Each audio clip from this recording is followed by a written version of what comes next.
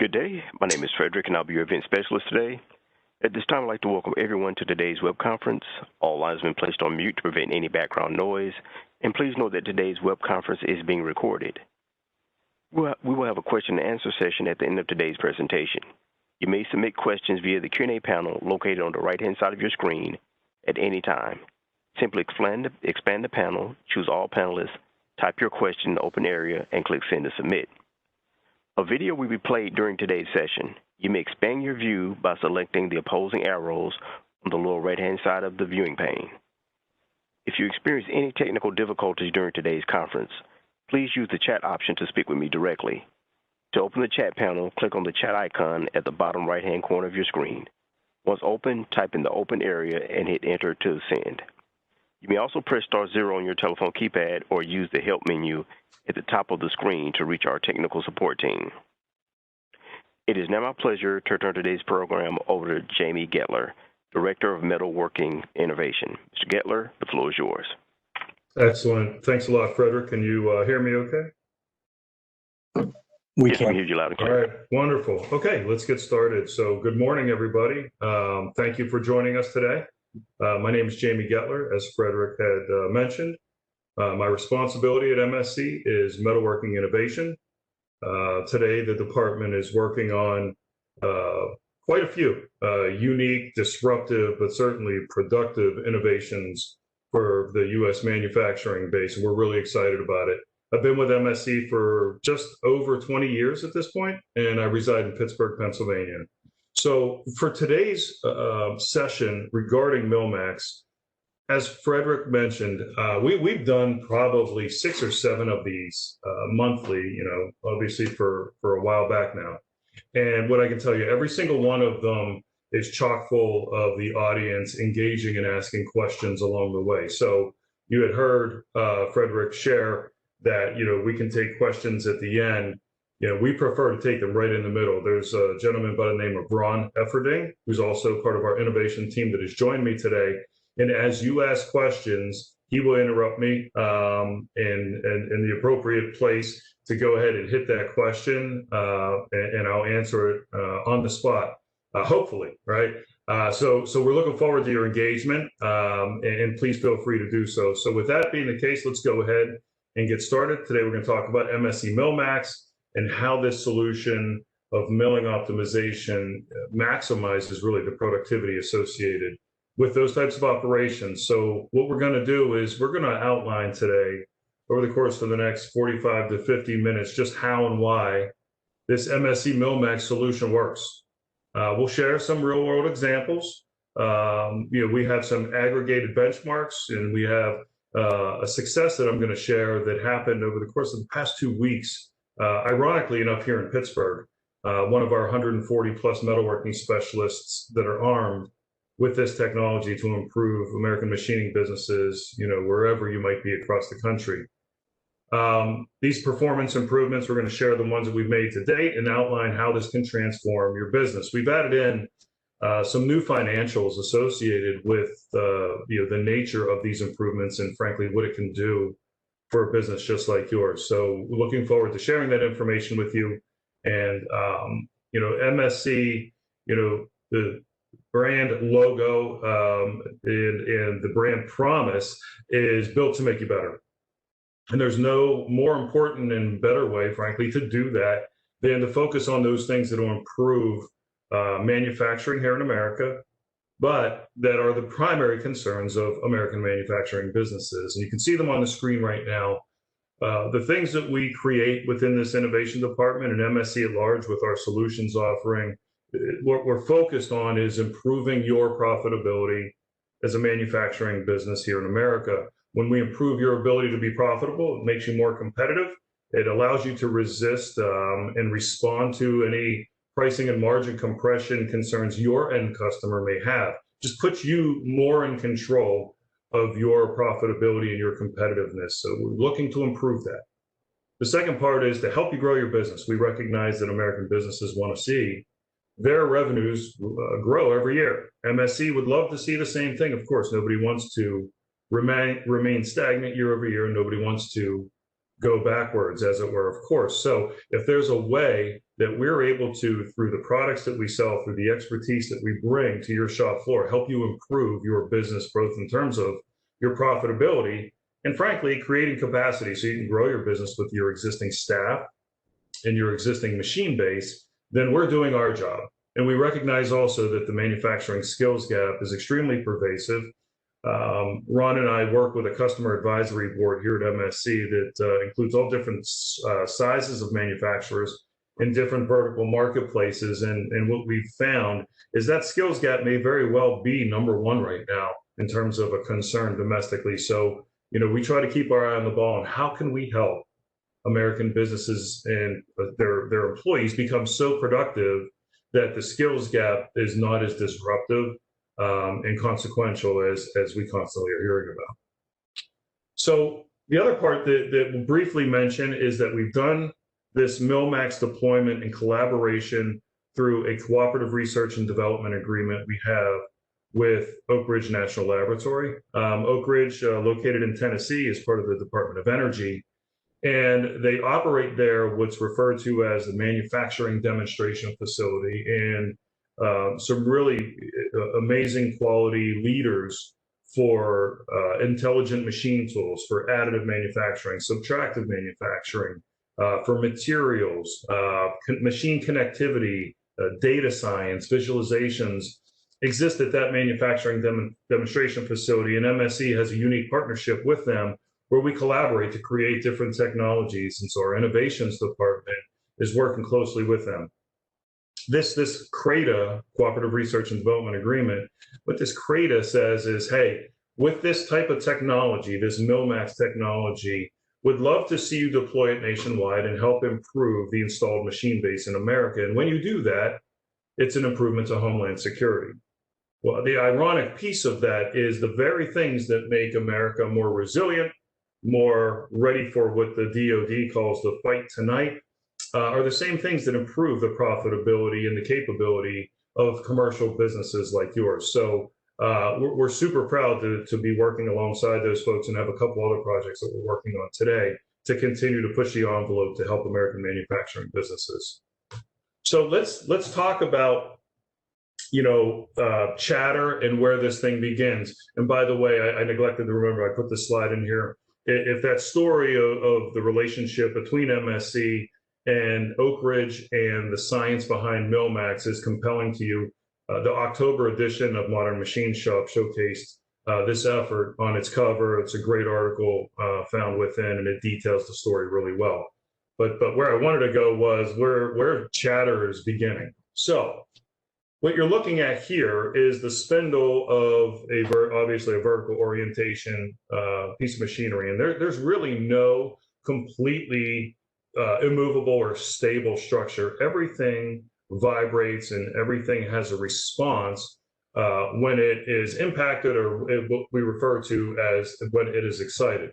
So if we took a hammer, and I'm going to show you how that works here in a minute, and we tap just the spindle of any given piece of equipment on your shop floor, it's going to vibrate. It's not going to vibrate so much that you see it. Otherwise, you get a much bigger problem. But it's going to do, it's going to vibrate, and we're able to capture that vibration. I'll show you how that works. But when you add a tool holder to the mix, so now you have a tool holder, a milling tool holder, in the spindle of your machine, your Haas, your Makino, your Mazak, your DMG, whatever case it might be, that object vibrates at a different frequency. Okay, so now you have two, probably challenging and not harmonic frequencies happening against one another with that assembly. The third piece of an assembly, and you'll hear me talk about a system or an assembly a couple of different times during the time we'll have together today, and that's the milling cutter itself, whether it's solid or it's indexable. We'll talk about those aspects in a moment. But now you have a third vibration frequency, we'll call it, that this machine has to figure out how to deal with, or a human today has to figure out, how do I get this tool and this tool holder in the spindle of this machine to work in sync with one another? Because when they do not, you experience chatter. And we all know what happens with chatter. Of course, bad surface finishes, substandard tool life, crashes, scrap, damage to machines in some cases. You know, there's nothing that's good about chatter. And the idea is with milling, can you find a way through machining dynamics, which is the science of machining, through these dynamics, can you find a way to avoid this chatter or find the ideal stable frequency and operating parameters that make the system want to work in conjunction with one another? And that's exactly what MillMax does, and I'm going to show you that here in a second. When those things are not working in conjunction with one another, you'll notice at the top, and then we have a red line going down the screen you should be able to see, you're going to see that this end mill at the top is kind of, it looks like it's almost wiggling back and forth, which it is. This is in super slow motion, and even maybe a little bit up and down vertically as well. So pretty interesting how that will work. Let's take a look at how these things respond to one another. So you can see in this video how that tool at the top is vibrating left and right. It looks a lot less stable than this one here at the bottom. And you can also see in the chips that it's creating in this milling cutter or this end mill that there are varying sizes of chips here, and down here below you have very consistent chips. So that's what happens when you have chatter in a super slow-mo type of scenario. The result of chatter on the workpiece, of course, as you all know, is a substandard finish. And you can see here that when we remove chatter, we have a much better surface finish. Okay, so I'm going to go ahead and I'm going to start the MillMax video, and I'm going to stop a few times as we go through the video. Ron, do we have a question? Nope. Nope. Okay, got it. I can assure you, the video is really where the questions start to abound. So, you know, be ready to start incorporating them as Frederick had outlined at the outset, and we'll go ahead and we'll start the video. Ron, just confirm you can hear it? We can hear it. All right. We don't make milling machines, milling tools, or milling software.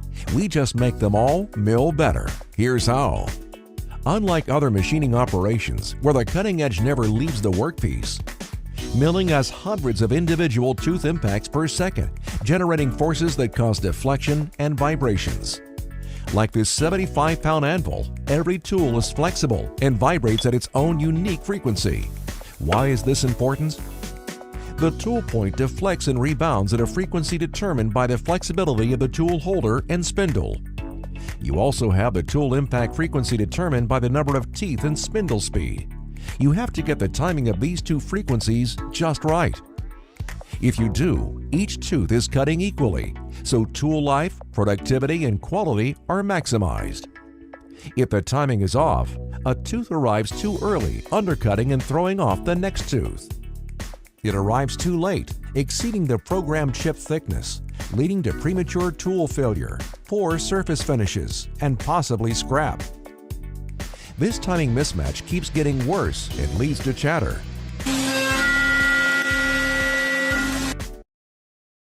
Okay, so I'm going to stop here in a few and show you how this MillMax test works and how we capture and measure the response to this vibration in advance of the machining process. But of course, what you just heard there is chatter. We've all heard that in various shops, in your own shop. But what you notice here is a larger microphone.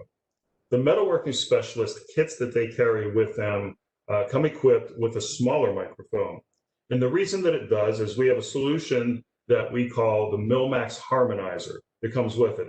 Pretty unique scenario where we're able to listen to existing chatter. So the prerequisite is simply we need to have a situation, in this case, where you have chatter existing already. With that, we're able to listen using this microphone to the chatter, and we're able to input into our software a few bits of information about the application. What is the diameter of the tool? How far is the tool sticking out? What material is it? What RPMs is it running at? What is the max RPMs available on the machine? And a few other bits of information. After listening to that sound for about 15 seconds, we're able to return back to the user the stable speeds that that tool will run at to eliminate that chatter, which is quite extraordinary. Now, to take it even a step further, we've mobilized it recently on our iPhones. And what it's given us the capability of doing is having you record. If we're not at your shop floor, you're able to record that on your mobile device and either text or email that sound file to our metalworking specialist. Tell them that little bit of information about the application or the operation, and they'll be back in touch with you in literally minutes with a solution on how to make that particular application better or remove the chatter. We had a pretty extraordinary success a couple months ago where we were able to actually double the RPMs and the feed rate and the material removal rate for a customer that really transformed that operation for them, made them a whole bunch more money on that. But that's a unique aspect that MillMax also comes equipped with, is the ability to help existing chatter. Without knowing the tool's frequency, the common response to chatter is to slow down the spindle speed, vastly underutilizing the capabilities of your machine and tooling. All right, so this is the part I normally stop a little bit earlier, but I'm going to stop now where I'm outlining. Up here, you see the very tip of a hammer with a plastic tip on it.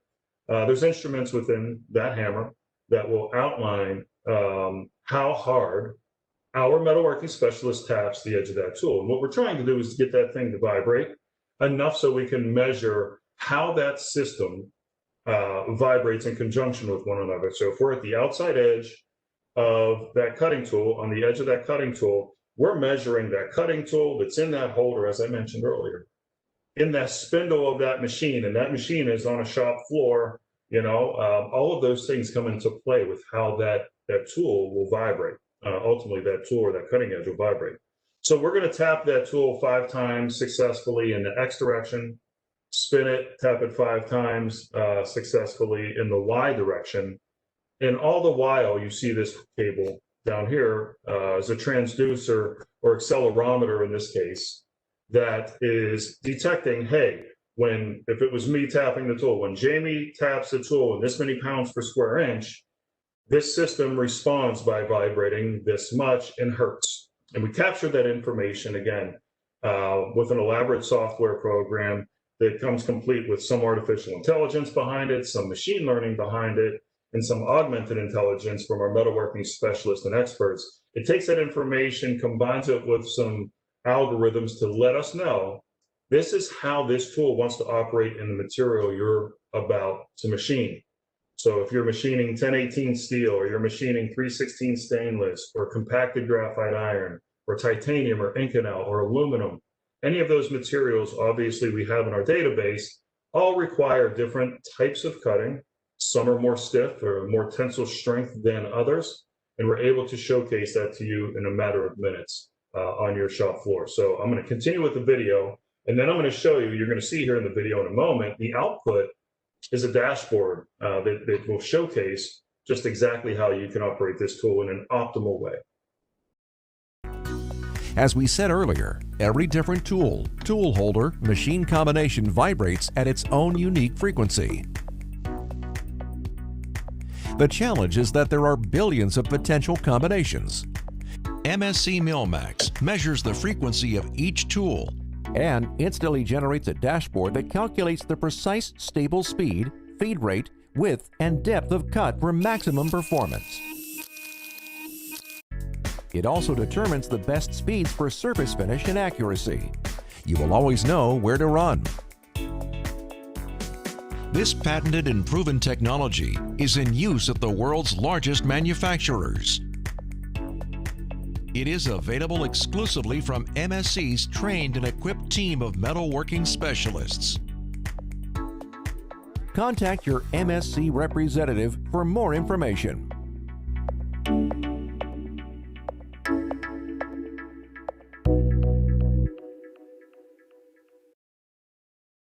Okay, so that's the MillMax video with a little bit of overview. Ron, any questions that we have before I continue with the presentation? None so far, Jamie. Okay, all right, excellent. Again, folks, feel free to ask away. Typically, there's at least a few questions after watching the video about our process or what we're measuring, or some challenges, frankly, to it. So we're happy to answer them as we go along. All right, so how does this impact testing, or as we call it, MSC MillMax, help machining businesses avoid chatter? So you saw in the video how we are tapping these systems. Of course, the tool holder, and the spindle of the machine are inclusive in that system. First things first is there's a size range that we work within with the existing MillMax kits. So on the bottom end of the kits, and it's a wide range of sizes, 3/8 of an inch on the bottom side, up to 6 inches in diameter, can be tapped using this hammer and this accelerometer to capture the measurement and to offer up results, almost instantaneously. Below that size, we do have one smaller kit that we use nationwide. It takes quite a bit of adeptness to be able to use, but we always are able to use if you're already in cut and potentially experiencing chatter. For very small end mills, we're able to use that MillMax Harmonizer device that I mentioned during the video. So by capturing that resonant frequency, what actually we're creating behind the scenes is what you see here is referred to as a stability map or a stability lobe diagram. And what you can see here is the axial depth of cut on the left-hand side of this graph, and on the bottom side, the surface footage, the RPMs available on a piece of equipment. So when you have a dashboard that we create for you, it is for your piece of equipment, how your spindle responds, and how many RPMs available on that spindle. And behind the scenes, we're capturing, we know the torque curve of that machine, the horsepower of that machine, and other capabilities that are responsible, as well as the cutting tool. So what you see here is anything that's in red on this stability map is unstable. If you try to operate this particular setup at 1.25 inches deep at 7,300 RPMs, you're going to be somewhere around here, and that tool is going to chatter and potentially break pretty quickly. This warning track, we refer to it as, is the thicker red line. That is right in between stable and unstable. And that's where you start to, hear a little bit of a chirping, maybe the beginnings of chatter. This is where somewhat of a warning zone, if you will, we refer to it as a warning track. But all these areas in white are your stable areas. And in most cases, there are multiple stable areas that tool holder and spindle want to work in conjunction with one another. This is why past experiences that all of us have had, whether it's a metalworking specialist from MSC, myself in the old days when I used to apply tools, or your engineers and your machining staff at your facility, work a trial and error type operation where you have a starting surface footage and a bottom end and a top end surface footage. You normally go to the middle and you apply the chip load as it says to apply it in the catalog or in the book or on the website regarding that particular tool, and you program the machine to run that. And it's potluck. That machining metric that is offered up to you from the manufacturing community is really just to say, hey, somewhere in here, this tool will operate. And the faster the surface footage, of course, the faster you're going to go, and you might experience a little less tool life, but you can go up to this fast. You may end up in this bad area up here. And as you continue to drop down your depth of cut or drop down your RPMs, you'll ultimately find a stable area. And you'll say, okay, because if it starts out and it's not good, we all typically go backwards. We turn it down. Some people will turn it up if it's aluminum, and I get that. But by and large, probably more than 90% of us, when you don't start off strong, you start out with chatter, you actually end up backing it up. So you back it up or reduce the depth of cut, and you get to a stable area. You lock that program in and you say, all right, this is where we're at. This is what we can do. All the while, there's the stable area that's out here, that's way out here, that would transform your operation. The faster that you would go, the faster you would make that part, the more stable that tool and that system is going to be. You're going to see, in most cases, enhanced tool life is what we're seeing. So that's why we have these stability lobe diagrams. What you noticed in the video is that we flipped that diagram and put it into the form of a tachometer. And so you see, in this case, a machining center with a maximum of 14,000 RPMs over here. And the stability lobe diagrams, as I pointed out, are red, yellow, green. This isn't the same stability lobe diagram for this particular dashboard, by the way. But you see in this case, there are multiple stable areas. This is the safest stable area, big, large area. You know and I know that if you're running a tool very slowly, typically, unless it's hammering away, it's going to operate, it's going to run, and it might be stable. It's when you start to speed it up that you start to encounter, these vibrations. But there's these safe areas to be able to operate this that, frankly, no human can really know. But MillMax, and through us harnessing and understanding machining dynamics with this type of system, we're able to do that. So let's take a look at a live dashboard. Ron, any questions? I'm assuming not, if I haven't heard from you yet. Jamie, we have one, but I think it'd be better used later. Okay. All right. Excellent. All right. So we'll hit it later. So this is the dashboard. This is exactly what your business can expect to get when we do a MillMax test. And you can imagine all different sorts of valuable reasons why this can help your operation. First of all, you have a width of cut and depth of cut slider that's available to you to help you or your programmer or your machinist, whomever is creating the operating parameters, determine not only the optimal parameters, but the optimal strategy to achieve those parameters. Is the ideal thing to take the full diameter of this end mill, but if I try to go too far, I got this large unstable area. My machine can only handle this. And down here are your spindle speeds, your depth of cut, your width of cut, your feed rate, how much power the machine it's going to require of its horsepower, and what your material removal rate is. But you're able to manipulate this slider around to open up different stable pockets based on the requirements of that machine, tool holder. And of course, in this case, we're machining aluminum in this particular dashboard. So the options are right at your fingertips. So if you were considering just taking, a profile cut, let's say, and taking this much of the tool, you would literally have to program the machine and then run that prior to MillMax, and then say, okay, so we know what it's like when we take, 43 thousandths on that edge. What happens when we take, 146 thousandths and we drop the depth down a little bit? You would have to run a whole other trial. That takes hours. So cutting tool engineering a few years ago set the industry average at between 3 and 8 hours to run a milling test. And in that time, you have found typically stability. It takes 3 to 8 hours to find a stable operating speed. I can vouch for that with our metalworking specialist team that in years past, prior to MillMax, it would take us, the better part of that amount of time to say, hey, let's try this feed and speed. Okay, that one didn't work. Let's turn it down a little bit. Let's try this one. Okay, you know what? Let's try this tool or this cutting strategy and program a different feed and speed. Okay, now we got one. Let's go ahead and run some parts and see if it works. Okay, it works. How long does it work? You have that amount of time and that amount of effort going into that 3 to 8 hours. With MillMax, in less than 15 minutes, we're able to give you this dashboard to help you determine alongside us what that best cutting strategy is. And then together, let's watch this machine make parts. So you would need to program the machine to make that type of cut. And then off and running we are. And then you have this dashboard as a live HTML web address that you're able to keep. And as this type of operation comes up again, that I need this type of tool with this length of cut that I'm going to run in this holder, in this material, you have that. And a lot of times shops, whether they're production or whether they're a job shop, will use the same tool in the same kind of material. It might be a different job, but this dashboard will absolutely be handy well into the future.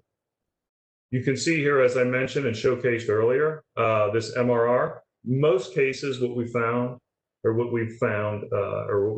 still is that this material removal rate, of course, in cubic inches of a minute that is removed from the workpiece is typically what we refer to as the be-all, end-all statistic. This is the one that matters most, except for, and that's of course going to give you speed. The more metal removal, the faster you go.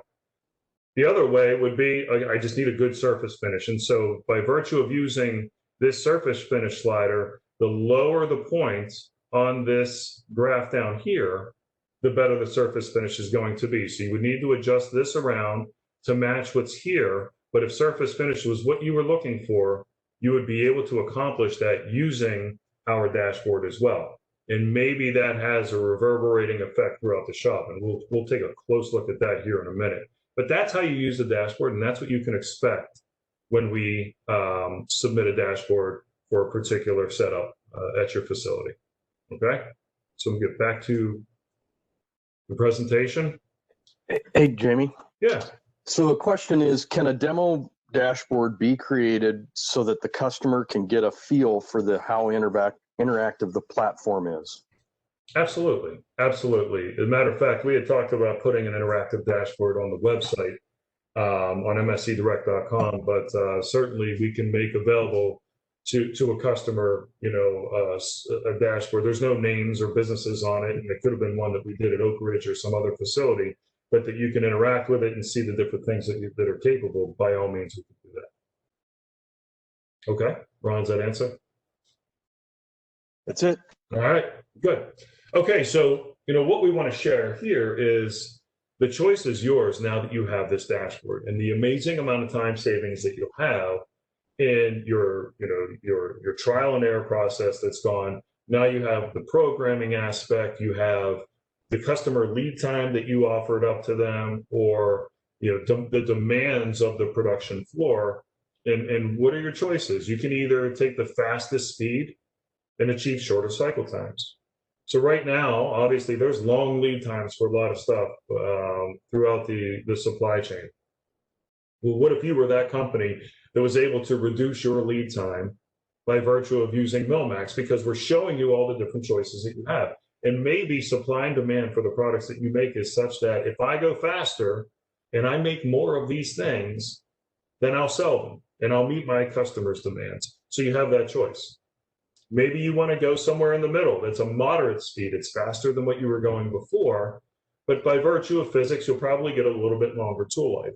And then you're able to see those trade-offs. If I go 200 inches a minute, I get 30 minutes of tool life. If I go 175 inches a minute, maybe you get 22 minutes of tool life. If I go 15 inches a minute, maybe I get 3 hours of tool life. You have all those options, and they're right there in front of you.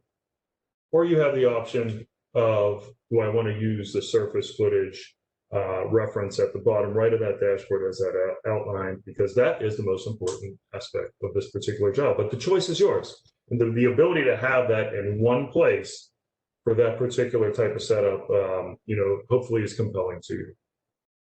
Okay, so we talked about the Harmonizer a little bit, how or when is it used? Again, MSC MillMax, the service generally speaking, in the traditional tapping of the tool, again, could be solid or indexable. 3/8 of an inch to 6 inches is the sweet spot for when we tap the tool with that instrumented hammer.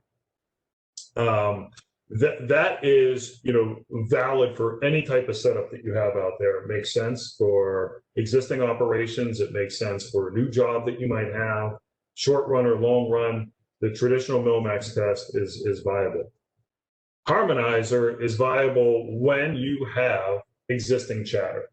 So let's say it's an existing operation you're already doing, or you didn't use MillMax to start a setup, but you're getting chatter at the outset. You don't want to scrap any parts. You bought some expensive titanium, and you want to find those sweet spots. You can either have us do the MillMax tap test, or you can send us the chatter sound file, and we can help to fix it. So, situation being you have chatter, record and text that sound file to a metalworking specialist along with the application details. And of course, we would let you know that information that is necessary for us to complete the job. We're going to analyze that sound file through this MSC MillMax Harmonizer app that we have, and we're going to report back the stable speeds and get you to that situation where you have no chatter.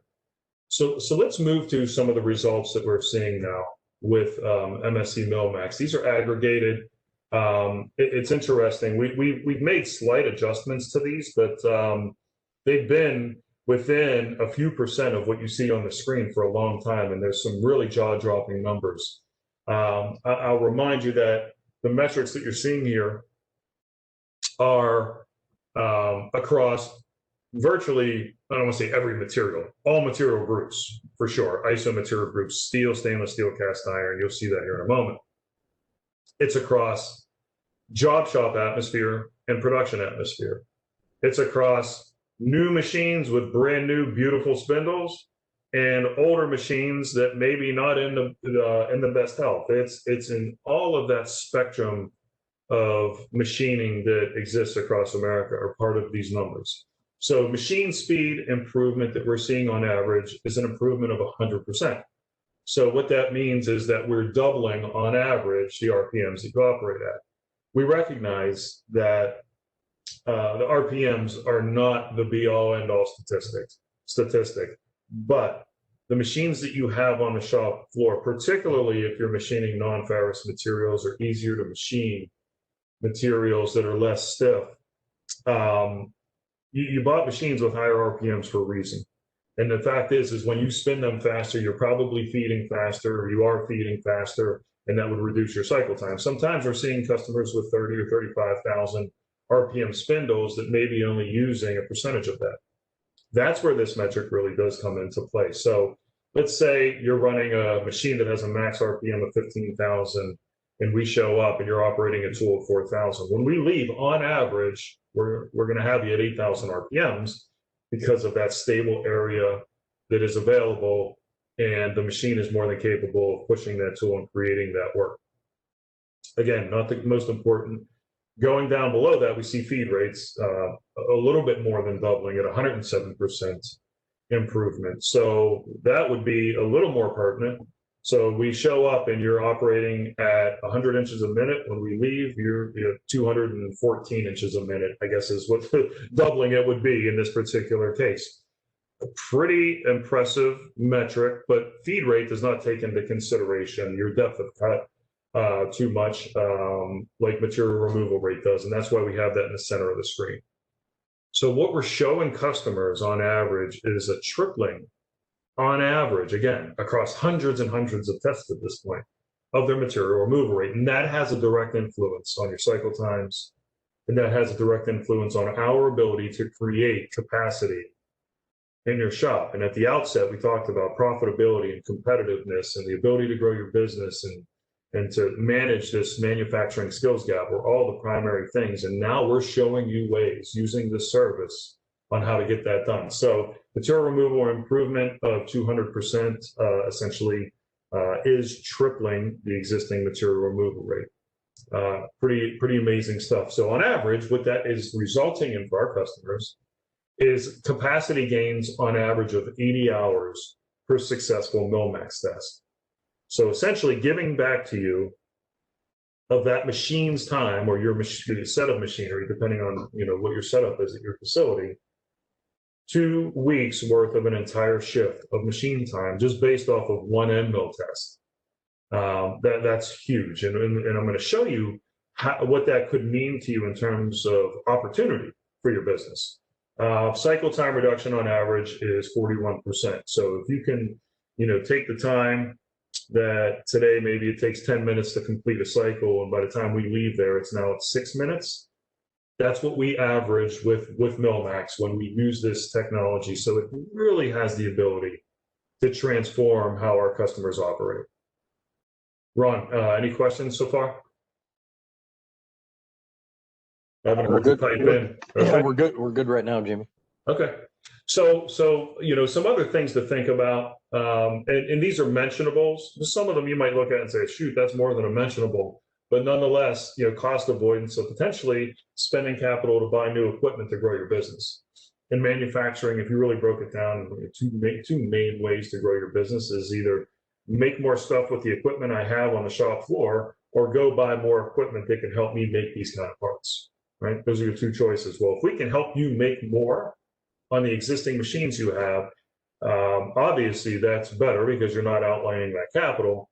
But you're probably going to have to either tax more of a current employee's time to operate another piece of equipment, or hire another person to operate that equipment. And of course, you have that expense of employing that person, but also finding that person these days. So there's a real productivity improvement possibility, but a cost avoidance that goes along with it.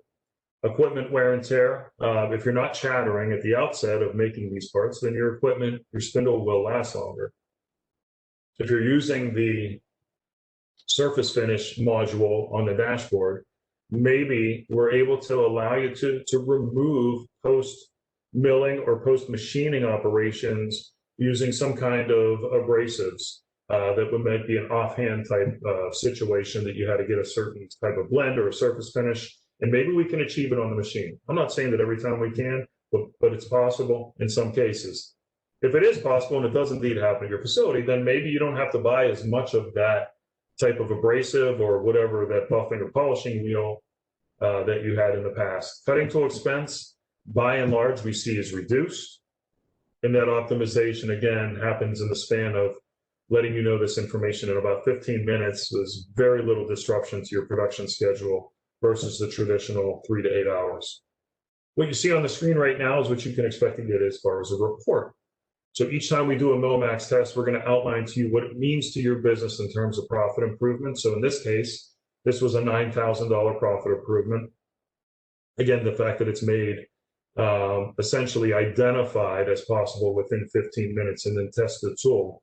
And we'll compare your current state, what you were doing today, versus what we've introduced as potentially a better way.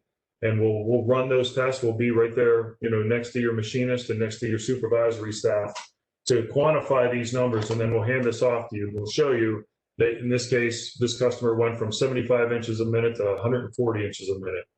And that their annual insert usage is going to go from 120 parts per insert edge, or no, I'm sorry, 120 inserts to use or consume through the year, down to 60 in this particular case. That your insert cost as a percentage, of course, of your machined product is way down, your cycle time is less, and your annual cycle time cost, obviously based on your burden rate, is far less. So this was a grand slam. It was a $10,000 cost savings, but across the board, it did every single thing a manufacturing customer would want to see. And it saved this particular customer annual cycle time, 104 hours of cycle time. Again, that's 104 hours given back to this particular customer. This is just a quick example of some of the, we'll say, recent tests now. They're probably within the last 3 or 4 months. At this point, I updated a couple of newer ones for this month, but you can see the ISO color scheme, material color scheme. The blue is steel, yellow stainless, red cast iron, green non-ferrous, and brown being super alloys. You can see that MillMax does not care what material it is, that we are finding some pretty drastic improvements in just about any material that is out there. Frankly, we haven't found a material that we've not been able to be successful in yet. So, some customers do ask, hey, does it work better in aluminum than harder materials, or, does it work in cast parts? It works in all of these things. And we have the data to prove it, and that's what helps us become smarter and smarter when we go to advocate a better way to do it. Okay, so this is, go ahead. Jamie, will this work with live tooling on a lathe? Fantastic question. So yes, it absolutely does. So if it's a spindle that is spinning a milling tool, then MillMax can be applicable and will work for that situation. What we normally do when it comes to live tooling is we'll let a customer know that it absolutely would work just like it would work in a traditional milling machine. But normally the horsepower, the RPMs, and the feed rate are pretty severely limited in a live tooling situation. I know some machines lately are getting a heck of a lot faster. So the improvements, we'll be able to optimize it, but the improvements typically aren't on the same level as we're seeing that are on the screen right now.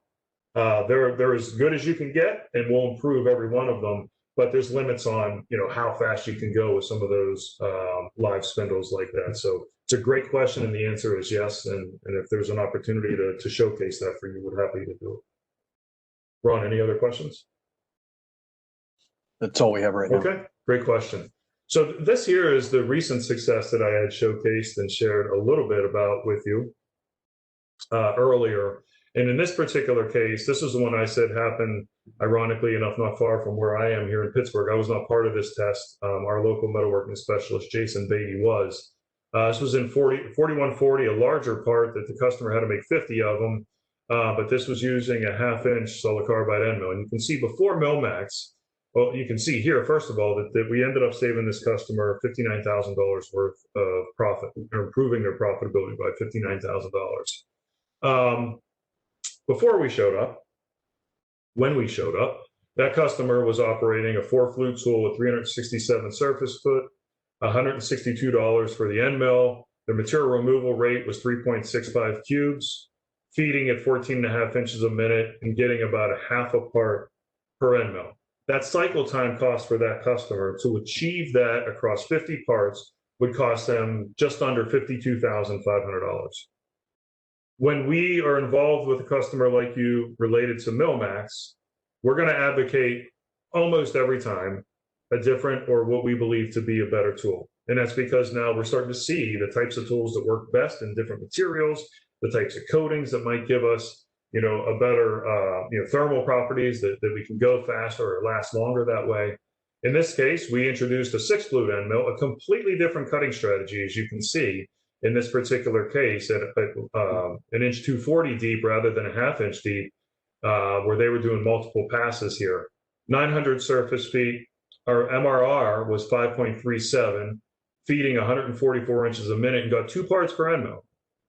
Taking that same metric against that cycle, it now costs that customer just under $7,500 to complete that milling process across 50 parts. So that cost savings, as you see here, $45,000 of that cost savings was the cycle time reduction. And that's essentially, or it is, your burden rate times the improvement that you could see by employing the way that we've shown you to do it rather than the way that was happening when we got there. Another $13,000 of end mill savings. Our end mill was less expensive and it lasts longer. So you're going to buy less end mills.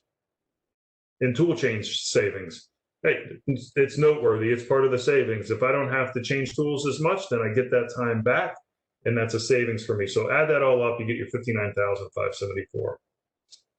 So last week with this customer advisory board that I had mentioned to you all, I'd run by them. I said, hey, listen, we might note that we saved you some hours, but if I showed you, based on the size of your business, how much that could mean to you, in addition to the profit improvement you've gained, that now you can do with that 450 hours. And that's what Jason was able to save this customer with this test, was 450 hours.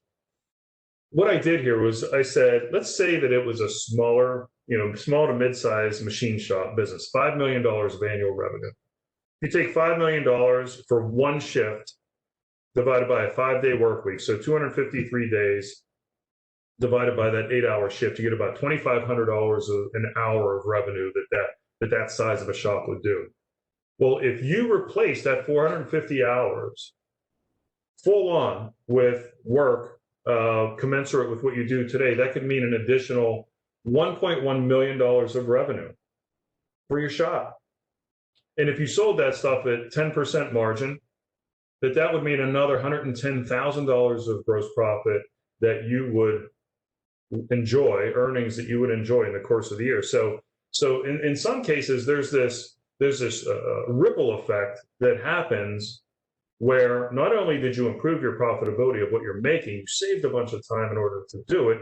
Now you can add more work to those machines, and you can earn, maybe it's a new customer too, by the way, or a different material or whatever the case might be. But now you have options. I'm not saying that you would get $1.1 million of new business every time, but the possibility exists. It's some percentage of that. Maybe you use that 450 hours, a percentage of it, and you train some unskilled workers that are there, that are committed and loyal employees, that with a little bit of training and a little bit of hands-on opportunity at the machine can become really strong machinists, which we all need these days. So there's a real strong ripple effect that's associated with these kinds, of improvements. You see down here, I noted also average, scrap rate, we see somewhere between 2 and 10%. So I went to the low end of 2%. $40,000 a year in a $5 million shop is scrap. If we're able to help you, eliminate scrap, at least that's caused by the milling operations, because now at the outset, then we're saving you that money too. These aren't things that we're necessarily going to claim every time. but we might put them in front of you and say, hey, these are some of the other impacts of this kind of savings.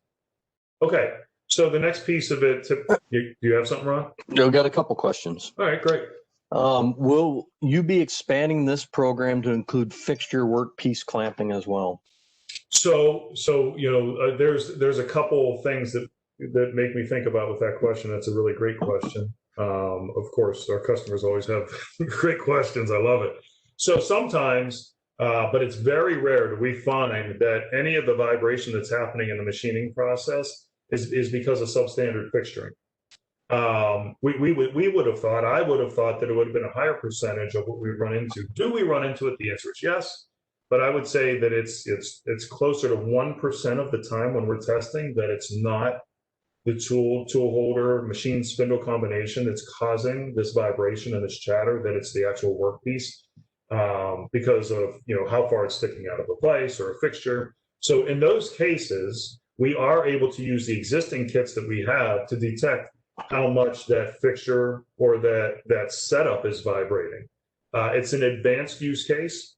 I would say a percentage of our metalworking specialists right now are able to do that, but they all will be as they continue to get more and more fluent with the MillMax service and the MillMax hardware software combination. So hopefully that answers your question there. Ron, you said there's another?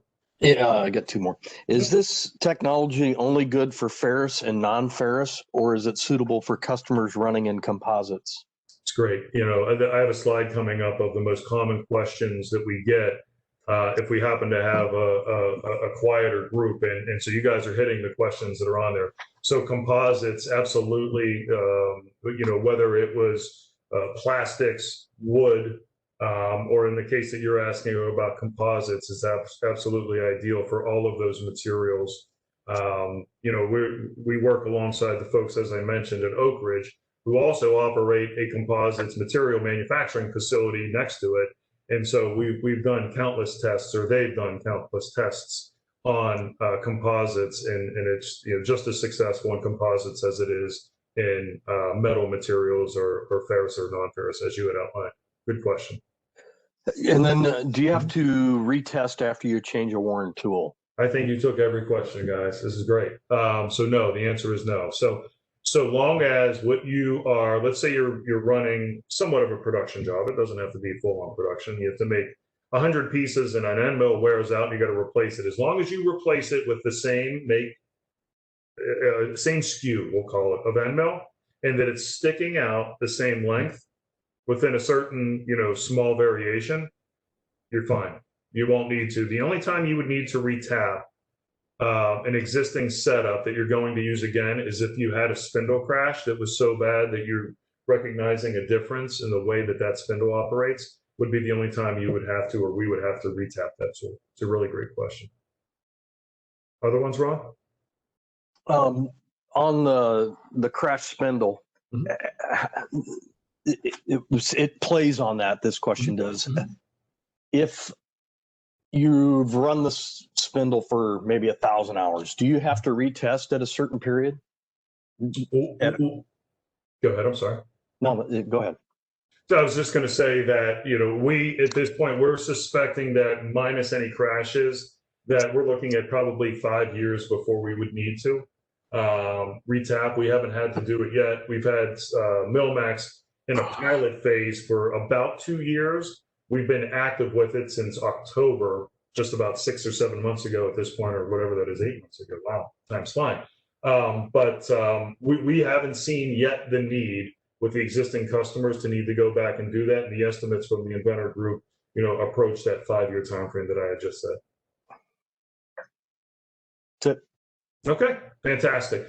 So I'm going to fly through these to make sure we get them. So the important thing is, okay, maybe you're compelled by some of the stuff that I shared in the performance of MillMax. How do you get it? We beat up a couple different options with our customers to make the decision on how we monetize this. We thought about, should this be something we charge a service fee for, similar to having an HVAC repair person come in and tune up or optimize your air conditioning unit or your heating and cooling in your particular house, and it costs X amount for them to show up and then X amount for them to fix it. We thought about that, and customers say, man, it's a little bit out of the ordinary. the way we do things today. It seems like an extra expense, even though we would save money. It feels a little bit different to us, and we're not ready for that yet. All right, I get it. Then we said, all right, well, maybe a percentage of cost savings, right? So if you truly, if you're of the belief, like, darn near 100% of our customers believe that when we improve their productivity of the machining operations, that's real money to them. So let's say that $60,000 profit improvement I shared with you. MSC would take 10% of that, and you would take 90. So we would invoice you $6,000, and you would pay that. I think if it was a $10,000 cost savings and we charged you $1,000, you probably would do that. Some of you wouldn't, some of you wouldn't. But what if we documented, we just had one this week, it was $200,000 cost savings, obviously a much bigger operation. But is a customer really going to cut us a check for $20,000 for services rendered for less than 15 minutes a time?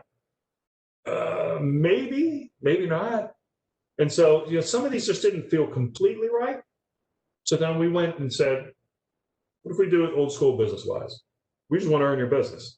So you buy things, industrial supplies, metalworking products, metalworking fluids, and similar things like measuring instruments from somebody else, but you could buy them from us. So why not redirect your spend towards MSC? And if you do, we'll do this test for you. So that's incremental business to us. But to you, if our pricing is commensurate with what you pay today, net, you're not paying any more than you used to, getting just as good, if not better service and availability. But then you have all these MillMax test opportunities. So I created this slide, as a matter of fact, this morning to speak to this. So let's say that, so we do it based on $10,000 of incremental spend, redirected spend from somebody else that you might buy from. And again, ideally it's metalworking stuff, because that's what we're best at and that's what we're going to improve. But hey, if it means that there's some face masks or anti-fatigue matting or hand tools or power tools or metalworking fluids, it doesn't matter. It's incremental sales to MSC, sales of sales. You transition $100,000 worth of that business, you get 10 MillMax consultations. If the business that you move to us, like I said, our price is consistent with your current pricing, then you're even right now. Doesn't cost you anything more or anything less to get whatever stuff it is that we're going to be selling to you. But yet you still have 10 MillMax consultations in the service agreements that we sign say, hey, we're going to look to give you this much business, and then you're going to look to do this MSC and do X amount of successful consultations. Well, that means we're going to walk away from an operation until such time that we can improve it, or both of us agree that you're already completely optimal. And that happens from time to time. But you would have these consultations that serve to improve your operations. So the average profit improvement right now, and we've been doing a lot of smaller run operations, is $8,000 of profit improvement per test. So with this case, you were buying $100,000 from competitor X, you move that $100,000 to MSC, our price was the same, you're at zero, you're even. But yet, on average, we're saving our customers $8,000 per test. Therefore, you would be $80,000 more profitable when all is said and done. It didn't cost you anything differently. And so customers have embraced that at the outset. Matter of fact, like I said, I ran that by the customer advisory board that we meet with last week. And it was unanimous, from them that, yeah, that's business in America. You do a better job or you give more value, then I'll turn my business over to you. So it's no different than that. The last slide I have here, guys, is these common questions, and you guys nailed a bunch of them. Does it work on things other than milling products? And by and large, the answer is no. I mean, we're able to tap different things and understand the frequency, but it's not ready for drills or hole making products. It's not ready for turning products, by and large, and those kind of things. So really for milling. Ron, is there a question that's not on here? No. No? Oh, okay. Live tooling, we went to that one. Composites, we answered that one. I shared with you multiple times, solid and indexable. We talked about the part and how often is that the cause of the chatter? Have any tools or tool holders emerged as better than others? Yes, absolutely. And we make those recommendations when we have the opportunity to demonstrate MillMax or improve an operation at your facility. We talked about how often you would have to tap a tool, or do you have to tap it every time it's changed? And is it better suited for production shops versus job shops? And we see equal benefit, for production shops. If we're able to shave a couple seconds off the cycle times, that can mean thousands, if not in some cases millions of dollars of profits. For a job shop, the fact that we can tap a tool for a particular setup that you have in a material, and you can start running and making good parts in minutes rather than hours of trial and error to figure out how to machine this stuff, that makes you get more jobs on that machine every year and more profitable on that particular job. So any further questions, folks? I mean, we're right at the time. Ron? There's none in the queue, Jamie. All right. Well, listen, fantastic. Once again, everybody, we appreciate, I know we're over. Thanks for the business you do with MSC. For next steps, our sales folks will be in touch with you to follow up and see if you're interested in a demonstration at no charge. And then the ball would be in your court to say, you know what, this is fantastic. We want more of it. That's typically what we're finding. So we appreciate the opportunities, and I hope you have a great weekend, everybody. Thank you. Frederick? Thank you again for joining us today. This concludes today's web conference. You may now disconnect.